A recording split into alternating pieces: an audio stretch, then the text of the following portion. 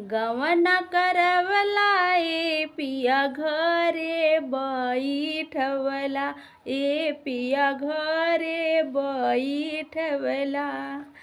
केकरा से हंसबै पिया केकरा से बोलबै, केकरा से कहबै रजऊ दिलवा के बतिया, केकरा से कहबै रजऊ दिलवा के बतिया।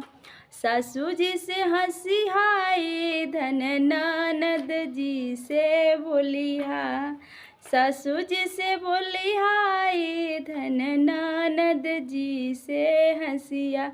देवरु से कही हाय रनिया दिलवा के बतिया, देवरु से कही हाय रनिया दिलवा के बतिया।